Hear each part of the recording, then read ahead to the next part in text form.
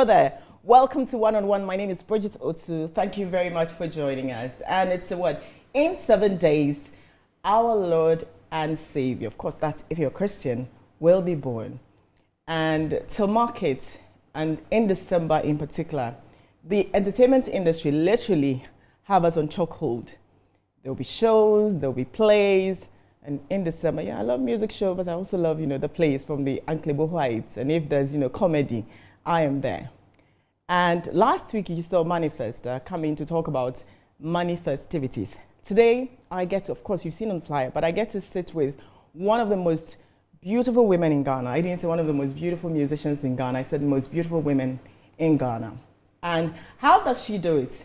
Combining her stunning beauty, and especially from someone who is coming from a background of somebody who was really reserved, and to be in the spotlight, staying relevant without necessarily doing silly things, pulling off pranks. How does she do it? My guest is the talented, award-winning artist, S3FA. Welcome to my show. Thank you so much. It's lovely to have finally met you in person. No, I'm glad. I think you're probably the second woman I've had on the show. Yay! Yes. So no, it's good to have you, and you look wonderful. Thank you so much for having me. You look amazing yourself. Thank you. Thank you very much.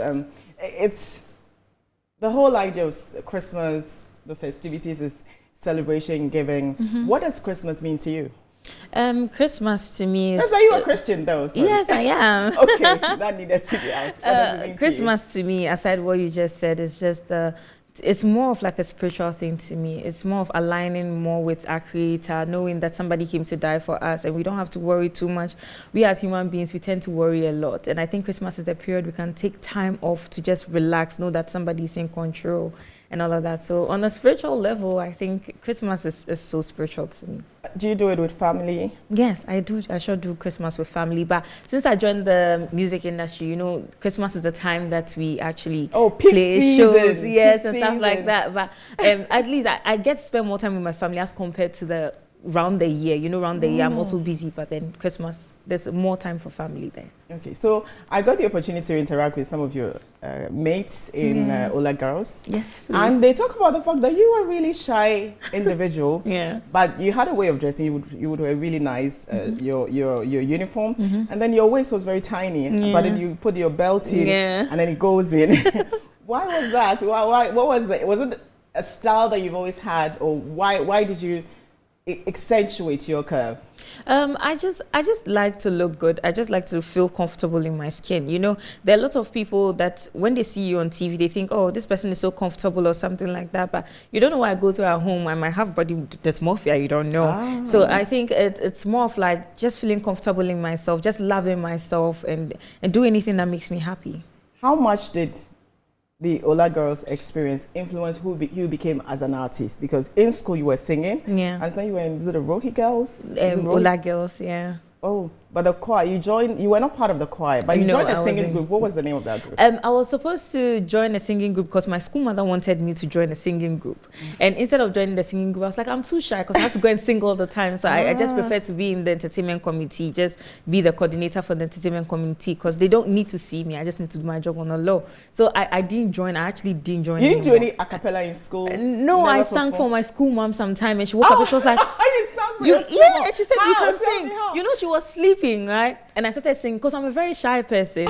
So she woke up and she was like, who is that? And she was looking at me and said, is it you? I was like, and she said, you have to join the choir. Go and join the choir. I was like, no, I'm too shy. I don't want to do it. So how did you transition? Because it's really crazy that in school, with a population of, say, in hundreds, you were shy to perform. And here you are performing to millions. Yes. When did you do the transition? How did you do the transition? It was after school when I came home. There's a period you stay at home for some time. And I was like, okay, I'm going to go to the studio. I'm going to try new things. And I met a friend of mine who introduced me to the whole club scene, the pub scene, where you go and sing, you do your a cappella with a band. So that's where it started from. And everybody started liking the way I sang, we want to see her next week, And then I met my boss, D Black, and it just started from there. Up till now, I'm still shy. But then I think now it's better because now if I get on stage, I'm just going to sing the songs, I'm just jumping all over. So it's not like you deliberately said, I'm going to get over this if I want to succeed, but it just came to you naturally. How? It just came to me naturally. It's more of like, when something is your passion, you give your everything to it. You work through it, you know. So it got to a point, even now in my career, I'm still working through it. Okay, I'm shy, but people pay to see this. So you have to give your all, you know. They are paying for you not to be shy. Yeah, not to be boring. So it's more of like, let me just do my job and go. So it's more of like a job for me. Where is that your school mother? She's around. She's married now. Hey. Privileged woman. Like, you were the first to listen to Sefa sing while you sleep. Wow. I mean, you have a good relationship with her. Yes, please, I do. Wow.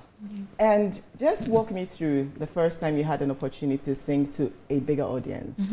How did you overcome your nerves? What did you tell yourself? And what do you tell yourself before you go on stage? So anytime I get on stage, even with the nerves and everything, I'm like, just go and give them what they want. Just go and sing. Let them hear you and leave. So anytime I get on stage, surprisingly, I don't even see anybody downstairs. It's just me, the stage, and my mic. And I'm like, okay, let me do this and go. So you get into another zone.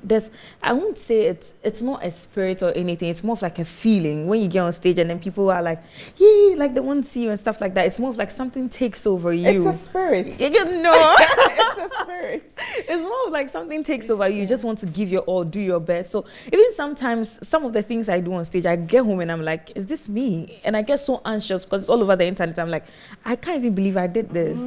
Because I don't know I'm doing it. Wow. Yeah. Wow. but so you still get nervous, obviously. Yes. But it doesn't show.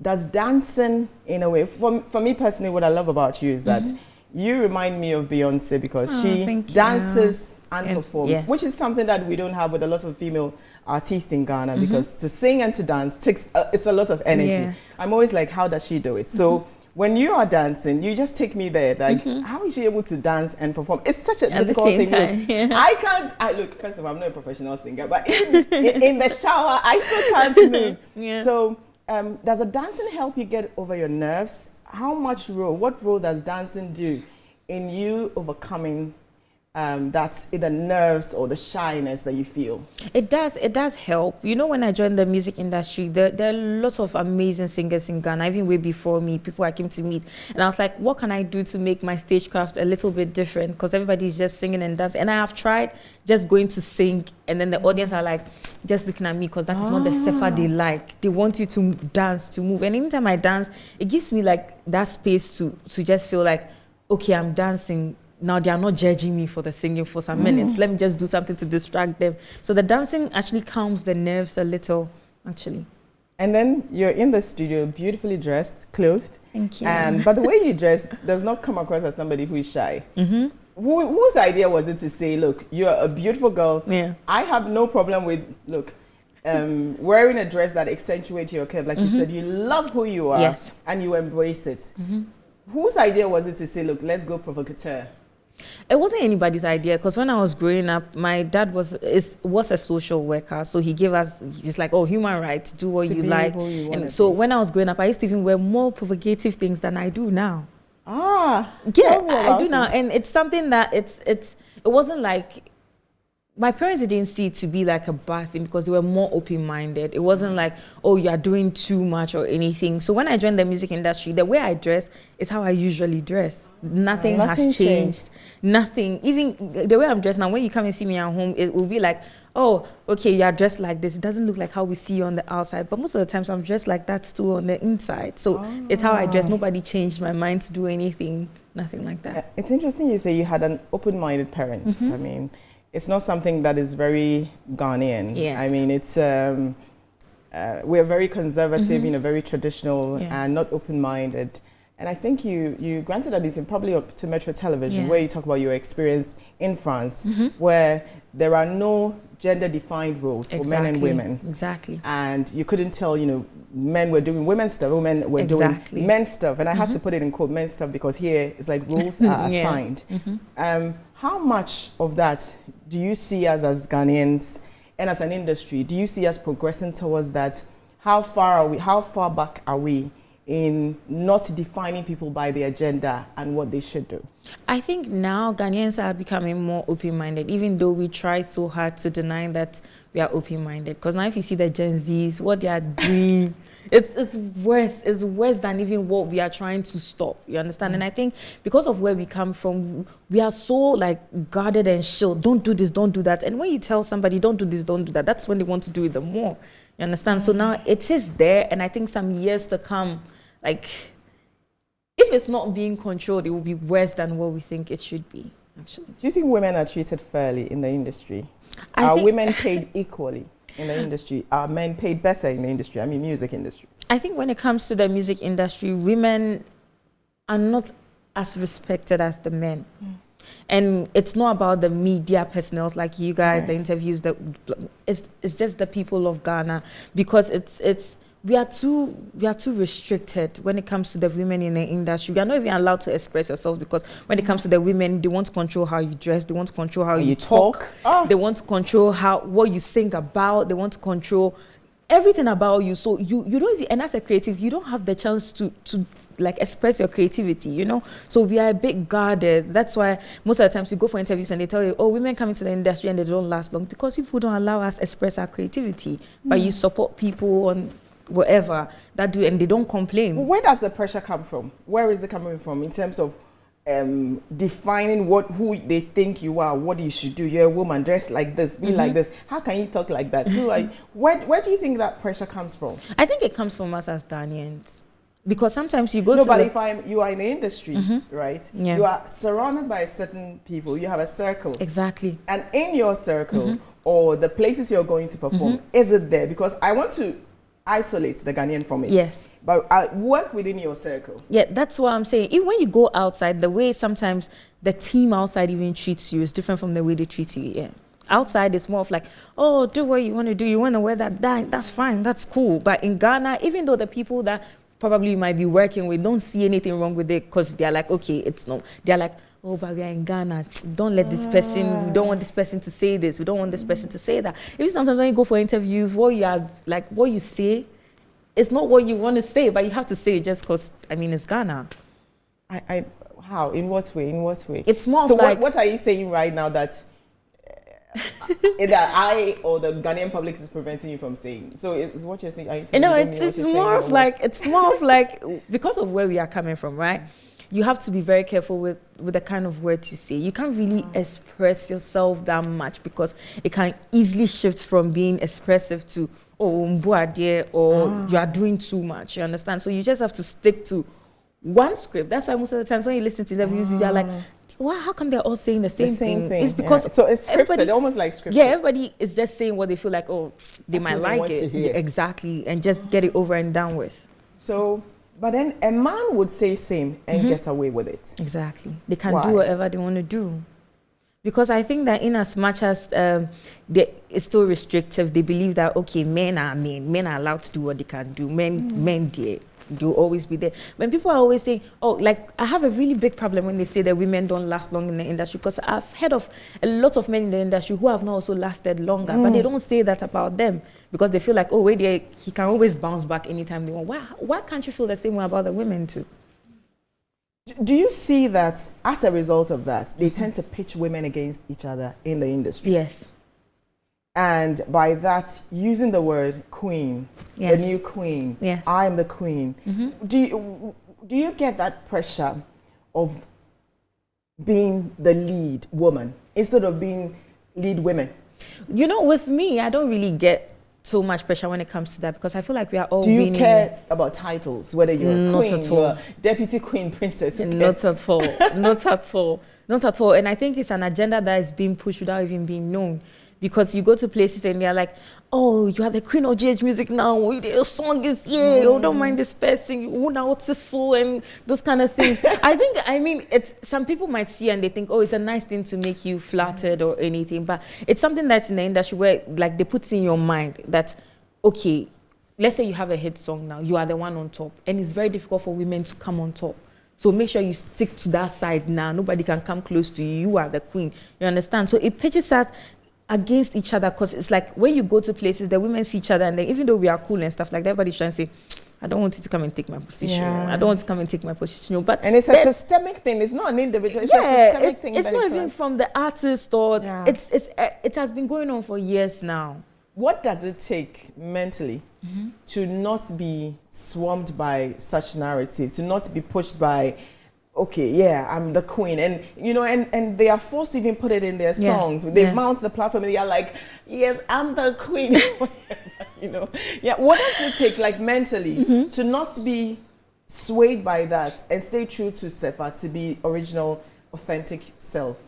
For me personally, I think aside from how I was raised, I also think that I don't think competition is what I need at the moment. I don't need any form of competition or anything. I'm just trying to grow my career, grow my music.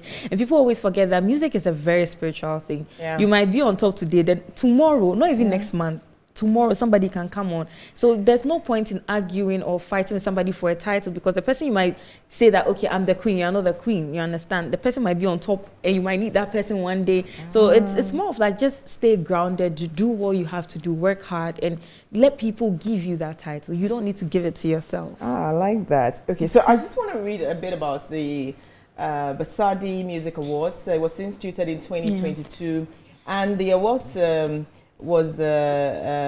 is one that celebrates talents and achievements in the music industry.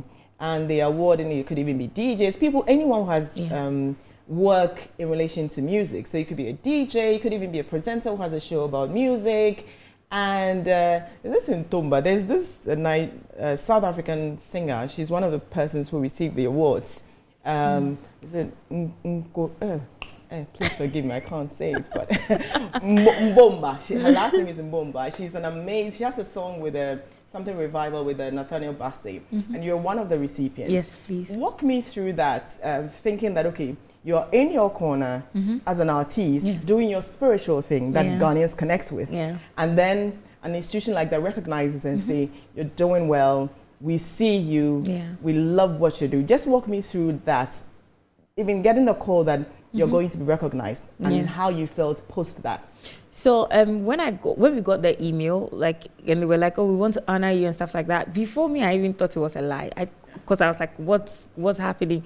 And then they started, okay, we are sending you your flight tickets, we are sending your hotel bookings, we want you here on this day, we want you here on that day. And when we got there, and I was in the audience, and they were giving their normal speech, and they mentioned my name. They were like, oh, we even have an artist from Ghana. We are trying to, Sefa is in the building. Woo. And I was like, what's going on? Because I felt like it was a trap. And then I go on stage, and then they mentioned my name. They mentioned other honorees. And I felt like it's something, they are just trying to build it, just honor women all over the world. It doesn't have to just be South Africans. They know there are young female artists and women outside South Africa that are doing amazing for themselves too.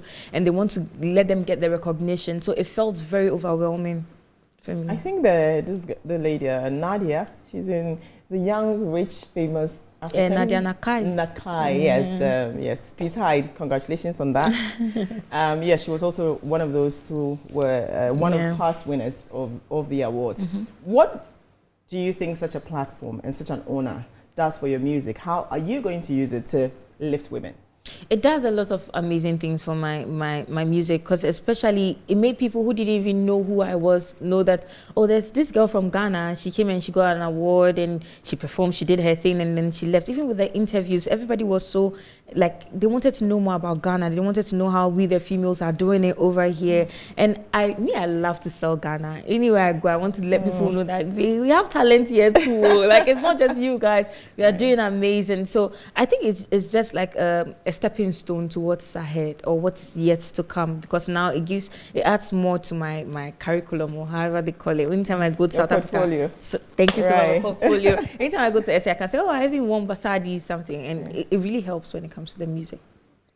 Has that had any influence on your music? Because your music, you don't necessarily target women and say, okay, I'm singing about violence against women, I'm singing about, sexual assault. But has that had any influence whatsoever? Or do you think that, are you looking to maybe infusing that in your music in the future? So I had some conversations with some artists in SA, and we are thinking of coming up with something for women, for children, for everything. I don't know if I'm supposed to say this. I'm sorry, Black Avenue.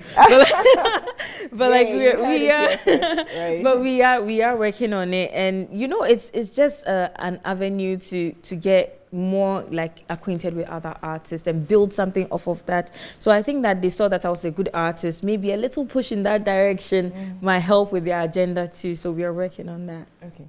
Music, they say, is a universal language, and yet music can be sung in all manner of, we have music in Twi, in Fante, but officially English is our language. Yes. We have, of course, over 46 local languages. And then you have one of my favorite artists, Nathaniel B, saying that in a vision, he said, the spirit, I wish I could just quote the exact thing he said, that, an instruction has come to him that Ghanaian gospel artists should sing in English, and that it would help them to transcend, globally. And I think people took offense to that. What's your thoughts on singing in English? I think it's a very good thing, because when you go outside, you need the English, even though we might add a little bit of our Ghanaian languages to it. You need the English in order to communicate well with those outside.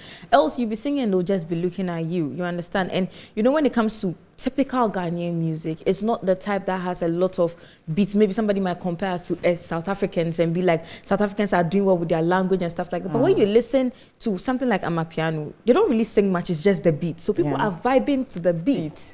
But Ghanaians, we are more on that side where we like to really sing. We don't just work with just beats. So they need to understand what we are talking about or what we are singing about. And I think that in order to get to a larger audience, we really need to work on that. So there's nothing wrong with the statements that, you need to infuse more English. English says, some people thought he's imposing English on us. I mean, my personal opinion is that, look, there's nothing wrong with it. English is already our official language. Because even in the news, like people speak Twi, people speak English too. So we need like a diverse language. Unless, of course, people took it out of context, because he didn't say, I want Ghanaian. He says, I have received an instruction. I mean, if you're spiritual and, a baby born again Christian like myself, an instruction simply means the Spirit is telling him to say this to Ghanaian gospel artists. What about collaboration with, gospel artists? That's something I would love to do. That's something I would really love to do, because now... You don't think they consider you guys as devil? Oh, no. You've never had that. You've never had that feeling. No. Oh, come on now. You've never met an overly religious, overly obsessive, Oh no, even now so they dress more than us. They're like, hey, sister. Who are the gospel artists that you would love to work with? Maybe in the future? I would love Hamilton. Hamilton is amazing. PSC Esther, yes, Diana Hamilton is amazing. And then this is my favorite, Unbreakable. By who? Unbreakable, that's her name, Joyce Blessing. Oh, Joyce Blessing. Yeah, I know her. I love her too. And then so in Ghana, there are lots of them that I really love. So I would love to work with you. And in all those three, you mentioned 3 women. I mean, I love women. That's incredible. That's incredible to hear that from you. And one other thing that you talk about is in line with the same conversation is that you want to go out there. You don't want your music to stay in Ghana. And of course, language is one. Yes. A lot of work. What do you see as the biggest barrier in breaking beyond Ghana? In breaking beyond Ghana, you need to think out of the box, because we are always put in this sort of box. Even when you want to go outside and play shows, the branding changes from there. The way you talk changes, the way you walk changes, the way you dress changes. How? Tell me. I don't know anything. Because you are being introduced to other people. You understand? Other people, you need to know how to communicate well, to get more friendly. In Ghana, when you go outside and you meet somebody who is an elderly person, maybe you can't talk to the person because you are shy, no matter how you have celebrated or how famous you are. But over there, if you don't walk to somebody, they don't know what you're about. You need to be able to have that confidence to just walk and say, yo, this and this is what I want. And they don't like that superiority or anything. They just want to. The same. Everybody's vibing. Basis. Exactly. Everybody's vibing. Everybody's just living. Even with dressing, sometimes you can dress somewhere and get there and you want to use, this is the outfit I want to use for stage. And they're like, I don't think this is. No, this is not it. Why? This is not it, because it's something like, it's not like they're trying to change who you are. It's more of like, that's not what they are also used to. They want to try new, they want to see you look like fit into what they are trying to sell. You understand? Okay. All right. We're taking a break. When we come back, I want to know what you're doing to break that. What is your team working on to go beyond Ghana? Yeah. And then we'll look at, new music. I love the collaboration you've done with Vibration. Yes, I don't know, there's something about the titles you choose for your songs, like a choke. Fever, Vibration. What's Vibration? The first thing I thought was vibrator. Even before I saw it was vibration. No, and I'm like, is it deliberate? We'll be right back.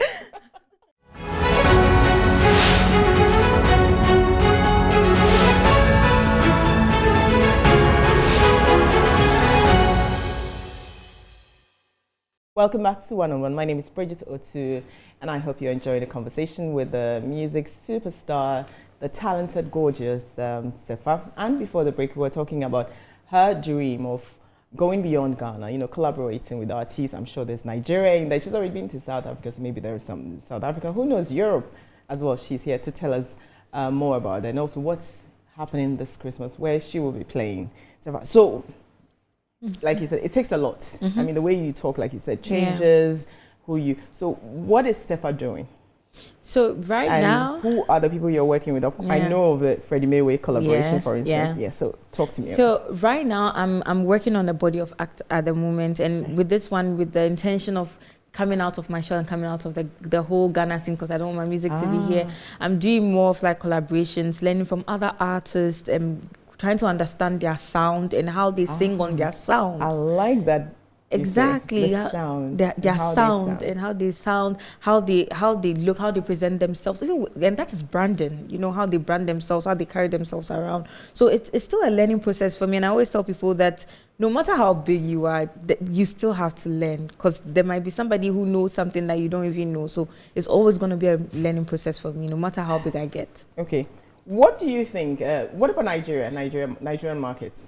How's that like? The Nigerian market is doing amazing right now, and it's something that I think most Ghanaian artists should tap into, because gone were the days when Nigerians used to come here to promote their songs in order for them to be hit songs. So you can see that they've used us before. There's nothing wrong with going there to use them too as well. So we can tap into their market, collaborate more with the artists, because we are more like sisters. We can work together. What do you think Nigeria has got right with their music? They have a lot of investors in their population. They have people who are willingly ready to throw money into the entertainment industry for them. That's it. That's all they've got. What about talent? Is it that they have an abundance of talent? Bridget, now with the music industry, even with the entertainment industry, talent is like 30%, 40%, if not 20%. Because you can be very good if you don't have the right people to plug you to the right places and the right people to meet what you're supposed to do. You'll be stuck at the same place forever. If you're to rank, right, this is a subjective one. So if you're to rank the places that you want to go, break in, rank it in terms of country. Okay, so right now I think I wanna break into South Africa, and then from South Africa probably to Nigeria because of their numbers, and then to Europe, and then the USA. Europe, any country in particular? Where most people, Spain, Paris, France, like you can find most of the African people there too, not like the countrysides with the. Okay, yeah. I get it. Wow. And I know you've had a fantastic relationship with your management. Yes, please. How much of it is their work in ensuring that you break beyond Ghana? It's more of like. Or is you the artist? It's a teamwork and team effort. I have to do my best in making sure that the song sounds amazing. The song is what they want, you understand? And the label has to to know that, okay, we are picking this song, we are selling it here, we are doing this, we are doing that. Because at the end of the day, when the profits come, everybody gets their share, because it's work. It's not a free thing, you understand? So it's a whole thing. Where's the sound coming from? Your sound, your songs, where are they coming from? My sound comes more from like experience and putting myself into what I'm singing, because some of my songs I've written with other artists who are maybe coming up and they are writers and stuff like that. Okay. I just need to understand where they are coming from. And when I put myself in the song, I just want to give people something to smile about.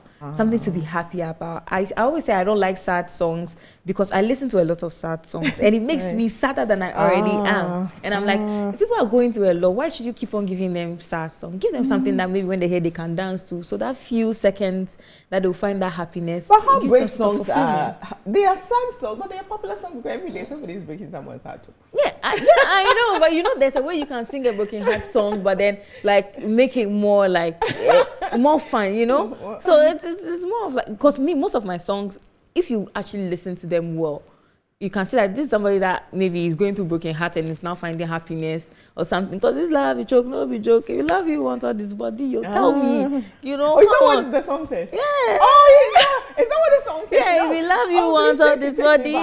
Oh, that's what it says. So are you looking for love? Are you looking for love? I mean, everyone in Metro TV will tell you that I should not sing, and I'm not going to sing. 'Cause I'm terrible at murdering lyrics.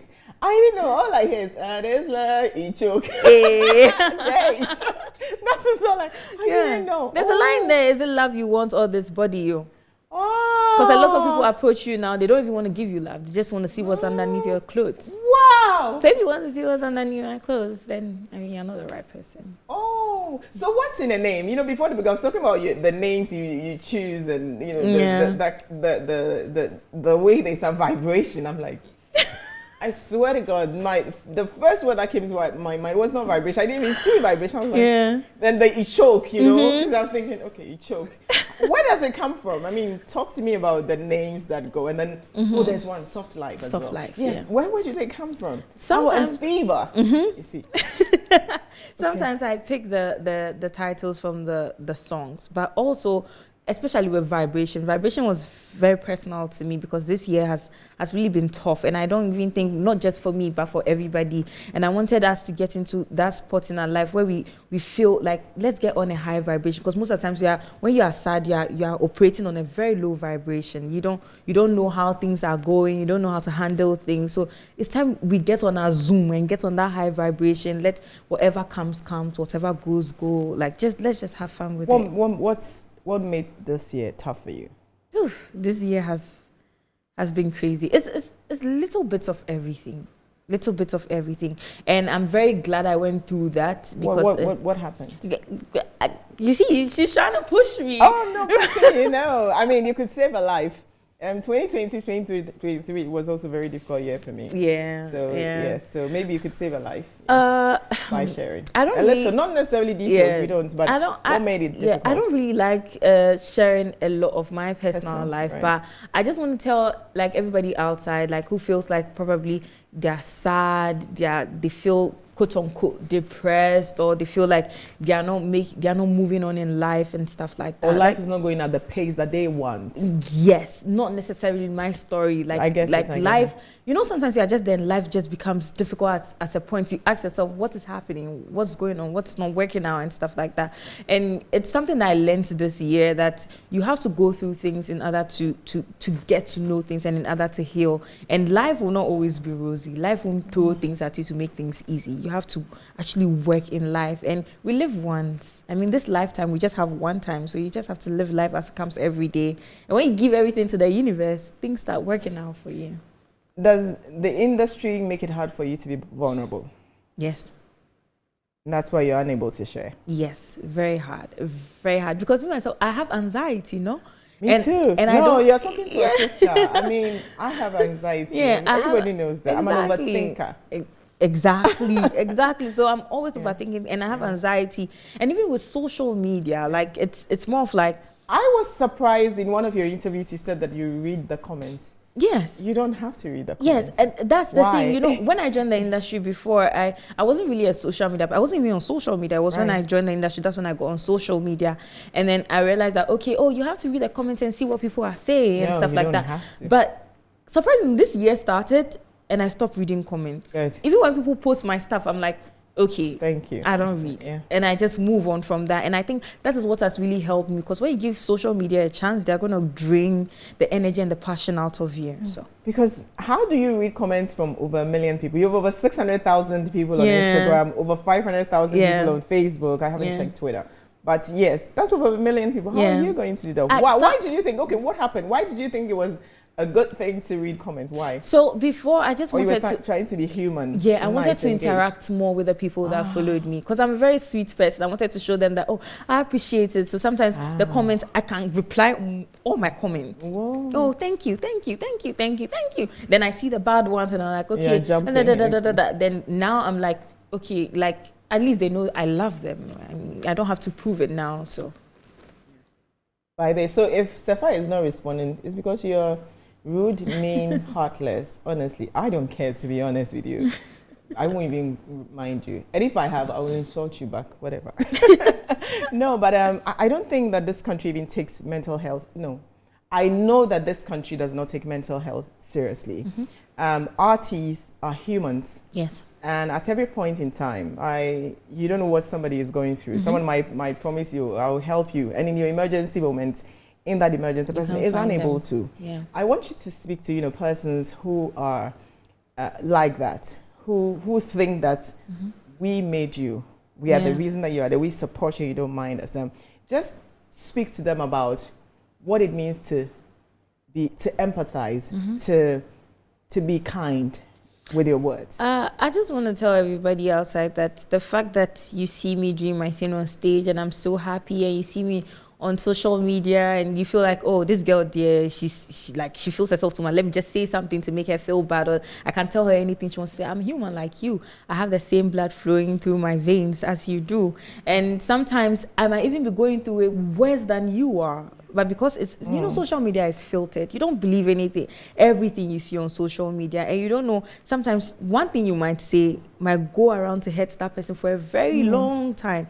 That's what people do not know. Because the fact that maybe I'll enter into everybody knows me does not mean that I'm very confident in my skin. You might not know what I'm going through at home. And people take that for granted a lot. But do you also recognize that people who hate or send hate messages are actually your biggest admirers? Maybe there's something in you they admire, but they are hating it because they don't have it. No, how about you process like that? So you embrace it positively. So they wish they were in your shoes. They wish they were like you.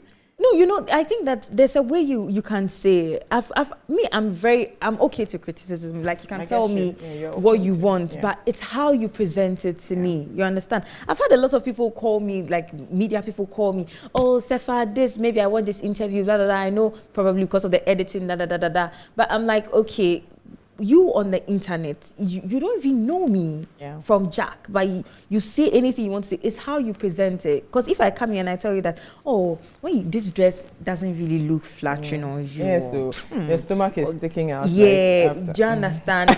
It's how I say it. Maybe I'll say that, oh, I love this dress. Maybe next time let's try maybe green and see how it goes, So it's how you present it. Some people are just mean for nothing. Is it a cultural thing? I mean, because people seem to gloat when people are going through terrible times, or when people are down. Oh, say a kind. Or, is it a cultural, like a systemic? Does the Ghanaian culture sometimes, allow our citizens or us to be mean in a way that maybe they don't even realize, and it must change? I just think they want to be part of the conversation, and they don't know how to be part of the conversation. Wow. Because as you said, they see you, they want to be like you, they want to, what you are having, they don't see why you should have it, they cannot have it. And they want to be part of the conversation. So when people are insulting you or anything, they want to be part, oh, me too, I've said some. But sometimes you go on their pages and you see them, and me, I'm not somebody who is fixated on the outer looks. Like, I see you and I know that you do have insecurities because of some of the things you've posted. But I won't come to you and troll you because I know how it feels. So I'm sorry, but I troll. I mean, there are a few times that I have given, I have dished it out to them, and they couldn't take it. I mean, there was one time a guy literally insulted me for the wedding we did, and then I see his, so I pick it and I threw it back at him. Yeah. Oh my God, he was so depressed. He came back in my private message, apologized, and I had to delete it. No, they really can't take what they dish out. Exactly. They really can't. They can't take it, and they just want to say something because they feel like, oh, it's the internet. Everybody's saying what they like. Me to let me say something. Have you looked at yourself? No, that's the question. Before you tell somebody something, think about it. Look at yourself. Even if you might be better than the person. Look at how your words will also affect the person. Exactly. And then put yourself in the person. If it's a setback to you, would you love it? How would you feel about it? You won't feel good about it. So you shouldn't say it to other people. Wow, that's profound. Yeah. That's profound. Okay, we're going to 2024. I promise you guys, I'm not going to respond to anybody's hate message or troll or whatever. I mean, especially the full soldiers, especially NPP full soldiers. Merry Christmas to all of you. Okay, so it's Christmas. I mean, we started the conversation on Christmas. Yes. What is SEFA's, calendar like in Christmas? So anytime it comes to Christmas, me, I'm all over the place. I'm outside. Yeah, so we outside. We're outside. So you find me on most of the shows, but this Christmas more, most of my performances are based on private shows. But I'll be in town for most of the major shows. Too. What are those? The SAC Nation one, right. the Beam Nation one, most of the festivals that are happening. Yeah. Is it easy to get you on those shows? I mean, because it's relationships, and sometimes they will reach out to you. I mean, do they pay like others pay, or because you have relation? How does it work? I want to understand. They do reach out. They do reach out to us to see if you're available for that day to get on the show and stuff like that. And most of the times, the people that reach out to me to come and grace their shows are people that, when they're in the industry, are people that like have given me features before, have given me like an opportunity before. Right. So I just want to return the favor and show them that I also support you in as much as you support me. So it's more about supporting each other, making sure the show goes on well. And in this, are male artists, Ghanaian male artists, receptive to female artists? Do they treat you guys with respect? I mean, I'm not talking about the system. We've dealt with them already. Yeah. But what about the male artists, your colleague? Do they see you as equal? I think with the males in the industry, they are very friendly. If you are friendly to them, and there's a lot you can get from them in terms of music, helping you write songs and blah blah blah.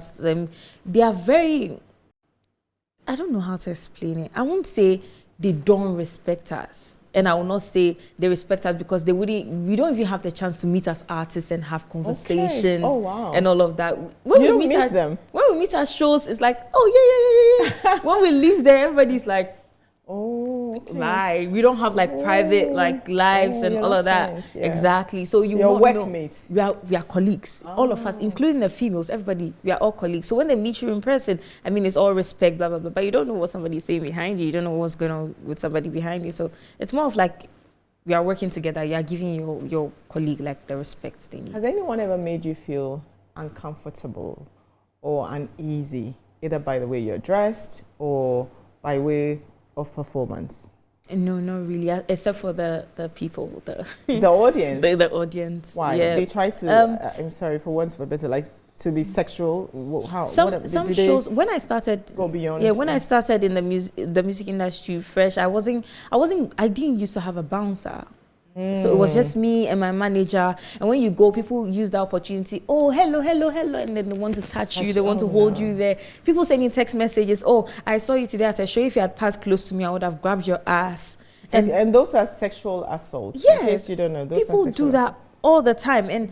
But now, because I have a bouncer, people are staying away. But some of the things that they even type and send to your DM, it's so disgusting. You can watch one message for 1 hour trying to decipher what makes you think you can talk to me like that, or makes you think you can act that way towards me. And I went for an interview and I spoke about it. I even came and I spoke about it the last time. I was saying that people want to touch you inappropriately, especially as a female, and that's why you have security, because they have to do their job. And somebody was like, oh, but if you didn't dress that way, then they wouldn't touch you that way. And I'm like, are you thinking you are giving an abuser, a rapist, you're telling me that, okay, they are allowed to touch me or abuse me because of how I look? And you put that same question to the same riffraffs, I'm sorry, your riffraffs, that a baby, a 4-year-old is molested, raped.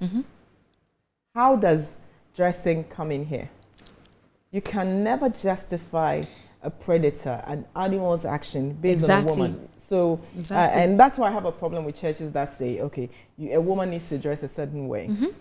I mean, I should not be the reason why a pastor or a priest is lusting after me. It's because if you are unable to control your sexual urges, how do you blame me? Whether I'm naked or whatever, you should have control over your own mind and body. Exactly. And that's a lot of things that people do not understand. And I think people just stay behind the internet or see you on stage and start saying anything they want to say, or see you at shows and think that, oh, because we have access to you. Ah.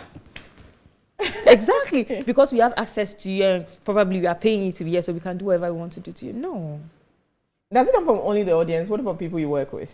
People I work with shows? really respect me. Okay. They really respect me. I think most of the times, those that you work with, they know the type of person you are, and even the way you carry yourself about. They know. But people that see you outside, they have this perception, and I don't really blame them, because when, as you said, when somebody sees me, they don't seem to be the shy type. The same way somebody will see me and think that, oh, I'll call her a bad girl, pound. Just because of something you wore. Exactly, because of something I wore Performer. or something. Yeah. I'll let you do all the talking. I'll let you do all the talking. I find it so. No, I have no patience for such stupidity. To be very honest, I feel they are ignorant, and I'm a woman. I can relate to everything you're saying. I mean, and I am not a performer or a musician, but you wear something, even just your cleavage, and they're complaining about it. They talk about everything. They'll say, we don't like it when you dress like this. When you dress some type of way, they talk about it. They don't like it when you are dancing too much. They call me a prega. What does that mean? I'm sorry. Like, me pray too much because of my dancing and things. So I was like, okay, I'm going to go for this show. I'm not going to dance. I'm just going to do the song. And then I went, and then they're like, oh, you're boring. They're going to talk either ways. It means you can't please everyone. I mean, exactly. You just have to do you. Do those ever? I know you love what you do, and you do it with so much passion. But do these rather, incidents make you ever sit and say, I don't want to do that. I don't think I want to do that. Have you ever gotten to that point where you said, I don't think I want to do this, or no, I want to change the way I do? No, I've never sat down to say, okay, probably I want to change how I feel about myself or how I behave or anything because of somebody. I always say that if it's not affecting the people that are closest to me, and those are the people that when I fall down today, they are going to be they're miserable. If it doesn't affect those people, I don't really care what other people think. Who do you go to when you're down? My mom. Your mom? Yeah, aside God, my mom. My mom and I are very close, yeah. She knows. And what does she say? When she sees comments, and of course she won't read them, but then when you come to her and you say, look, they're saying mean things, I mean, this is really inappropriate, what does she say? My mom, sometimes she's very confused because she's like, are you sure people are insulting you because of this? And I'm like, yeah. She thinks it's crazy. Yeah, she thinks it's very, you know how people think. That's how I always say that it comes down to how you were raised. Because everything I do now is not something that my mom is very, it's not like she hasn't seen before, because she's very friendly, she used to. So sometimes when I tell her that, oh, maybe I went here and I did this and they're insulting me for this, she's like, forget about them. They don't know you. They don't know who you are as a person, and you can't blame somebody for judging. You can't be mad at somebody for judging for what they don't know. You understand? They are judging you from a filtered lens, so obviously they're going to say what feels right to them. Interesting. Yeah. And you talk about being on private shows. I mean, when I hear, again, I'm going back to my favorite artist, Beyonce, one of my favorite artists, Beyonce, and you'd hear her perform in private, party in July, and I'm like, they must have paid a lot. So when I hear you say you're doing private shows, I'm thinking, wow, that must be a lot of money. Oh, yes. So the private shows pay more than the public ones, like being on stadium. Yes, yes. Yes and yes. Smaller audience, but bigger money. I tell you. And even that's why you don't even have to do much. You don't have to do much. Sometimes they just pay you to come to these events, these clubs, these pubs. Just come and sit there and have people drink or dance, and they'll give you drinks, they'll give you everything, they'll still pay you. And it's more than the stadiums and the stuff like that, but you need the stadiums because that's where the audience is, and that's where you can get people to stream your songs more and stuff like that. With these private shows, it's more of like, oh, come and sing 1 or 2 songs, but mostly it's people, these corporate people, and they're not going to come to the stadium and sweat with people. So. Are you making money from the streaming? I think, was it Spotify? I checked, and you have over 27,000 listeners monthly. So I'm wondering, are you making money from I do make money from streaming. How much have you made from streaming? When I tell you, from the time I started releasing music, right, up till now, I'm very glad that it's a form of revenue for me. Because at least if I wake up one time and I know that, okay, maybe I don't have anything, at least I have some money somewhere that probably can help me here. And then I always say that as long as I'm not eating grass, it's always better than before.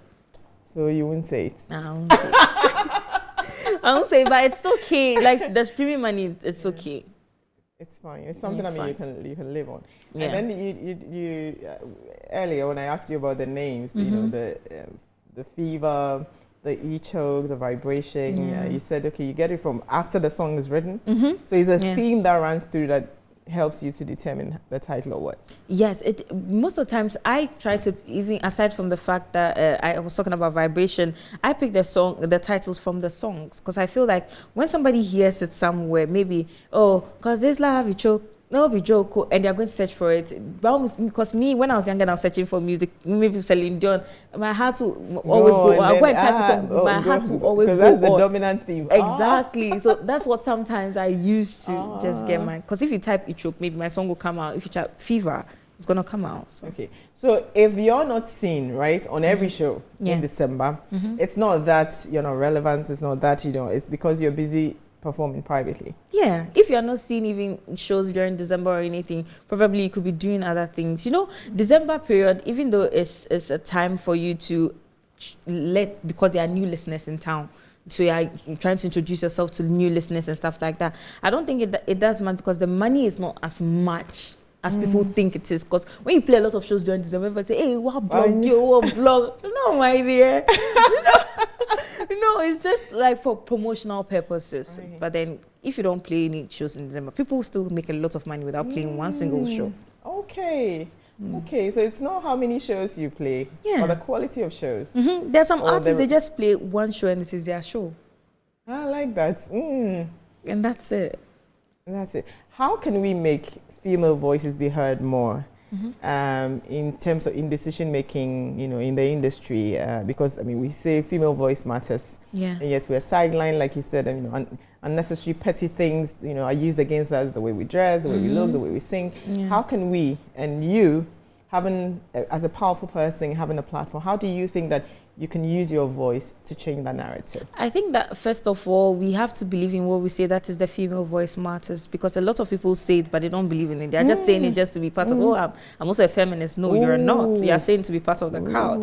And that's why we have to believe it first. When we believe it, we should know that the fact that there's a woman in the room doesn't change anything. It doesn't make the room polluted. It doesn't make the room less like 100% or anything, because everybody brings a lot to the table, and women should be appreciated, women should be loved. Give us the chance to express ourselves more, just like you give the men the chance to express themselves more. And I always say that men can go on stage and remove their shirts and stuff like that. I'm not saying women should also go on stage and remove their shirts and stuff, but why are you judging me based off what I'm wearing? But you're not judging somebody who's showing me his nipples. Because I can see somebody's nipples and be so aroused by it. You don't know. You understand? So we should give women the chance to also express themselves. And I know that there's a way we can say things that will not come off as disrespectful or insulting, but I appreciate you for who you are, but I think there's something that we can do about this that will make it better. I don't think that this brand is helping you, this is helping you. So we should just, because women, even though we don't need guidance, women are more of like, we like to be pampered, to be baby, you understand? This is the way you talk to us most of the times, and the way you allow us grow, and the way you teach us. So it's a lot of things. S3FA, it's been a pleasure having you on the show. Thank you for having me. And I wish you the very best throughout the season. Thank you so much. Yes, you will continue to light up every room that you go to. Thank you very much. The very best to you. Thank you. My name is Bridget also. I hope you have enjoyed the conversation. Enjoy your Christmas. We're back again with another interview. Have a good evening.